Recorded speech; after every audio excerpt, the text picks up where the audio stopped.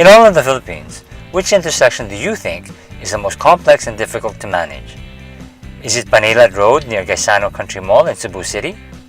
Or is it Session Road and Magsaysay Avenue in Baguio? Or is it Edsa and Taft Avenue in Pasay City?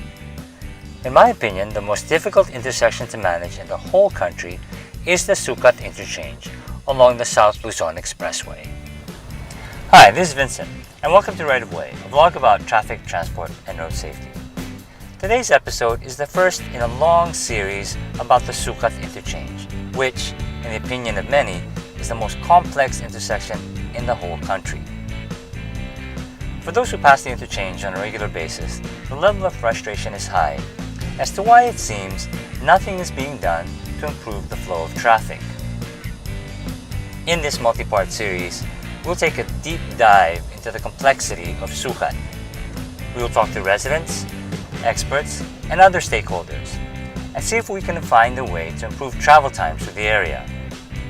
There are no guarantees for success, but hey, it's worth a shot.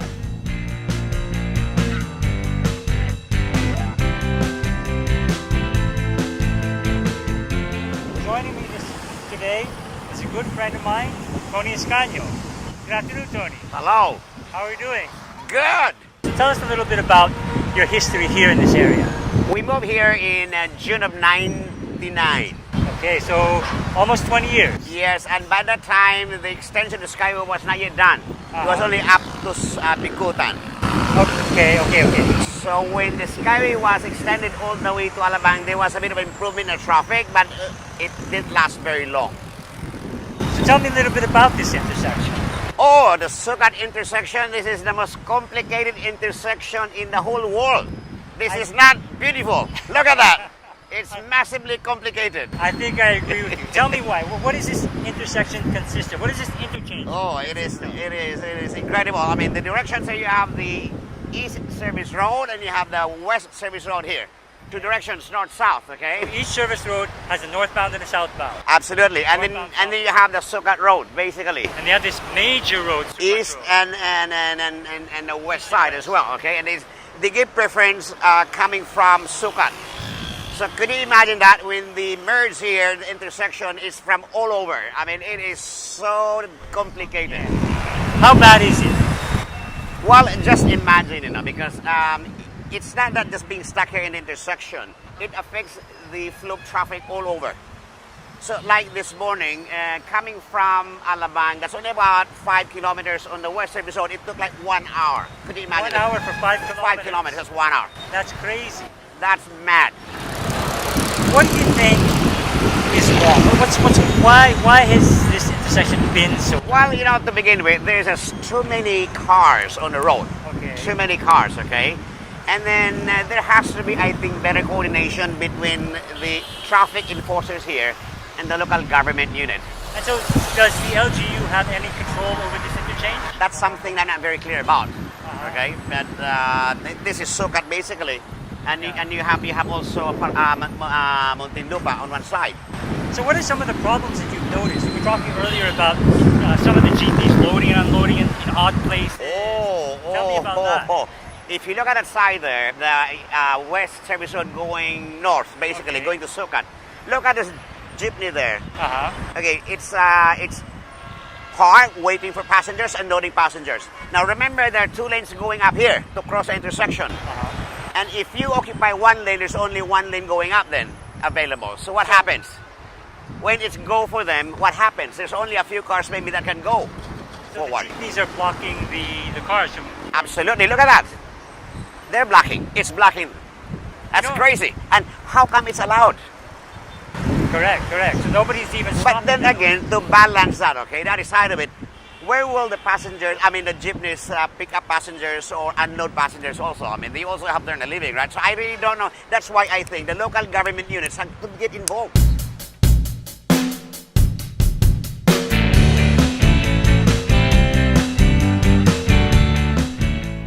After watching how hard the Skyway enforcers were working, Tony takes pity on them and decides to buy them some water. After all, they aren't the ones we should vent our frustrations on. They're just doing their jobs. It's time to talk to the real decision makers, the guys at Skyway O&M Corporation. since the interchange is under their control and management. And wouldn't you know it, their office is just a couple hundred meters away from what I think is the second worst intersection, the Bicutan interchange. Let's talk to Skyway President Manny Banoan. And so we're here in Skyway O&M to talk to President Manuel Banoan. Good morning, sir. Good morning, Vincent. So we have these two interchanges, and we were talking a little earlier before the cameras were rolling that they are probably the most challenging intersection. Bicutan interchange and Sucat interchanges are probably the most challenging, most problematic intersections. Can imagine that in Bicutan and Sucat, we estimate that's more than 150 conflict points. 150? 150 conflict points. The intersection is actually influenced by many movements because of traffic coming from the expressways, and then the service roads, and then the local roads that get in the entire intersections. Imagine actually the amount of traffic that goes through Doña Soledad and Dr. Santos. It's actually highly commercialized areas there. The big establishments are there actually, just malls, generating all this traffic going there. And if you cannot really, it's a big challenge also. I can appreciate that's a big challenge for them to manage the local traffic there, because of the nature of the area now is highly commercialized, big business establishments there, the ingress, egress, and everything, So, it's really a big challenge to us, But both the Sucat and Bicutan interchanges are actually controlled by Skyway O&M. Yes. I think the traffic management yes. portion. I guess maybe people would assume it's either the local government or the MMDA that's controlling it, but it's actually Skyway. Well, Skyway. We actually coordinate also with the local governments actually. Until where is your jurisdiction, let's say, of those interchanges? Because we know that at some point you're going to hit the local roads or the LGUs have control. Our jurisdiction in that intersection is actually along the local road that goes through the intersection is about 200 meters going west and 200 meters going to the east. So in paper, that's our area of responsibility, but it's you cannot now limit our participation in the traffic management only to the 200-meter area because the traffic in the intersection is really influenced much farther along especially along the local roads. What kind of coordination does Skyway O&M do with MMDA or the local government unit to manage those intersections? Well, we had been doing a lot of coordination with local governments and MMDA on how we really try to manage actually the traffic in these intersections. It's in everybody's concern, I think one of the problems in this intersection in Bicutan is actually also the pedestrian crossings.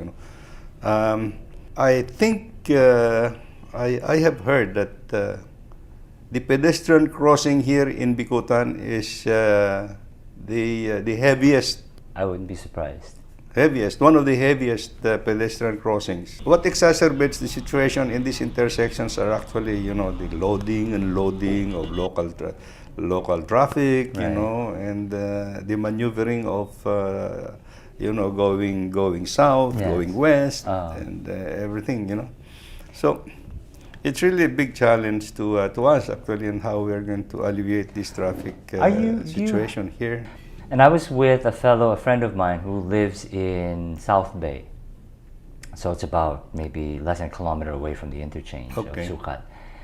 And we went there, and he was describing to me the problems that he sees, that the loading and unloading, and when the Jeeps load and unload on the service road, it clogs up the whole service road because nobody can pass. Absolutely. And so this would seem to be one of the things that needs to be addressed. Yes, yes, we had been doing this for the longest time actually.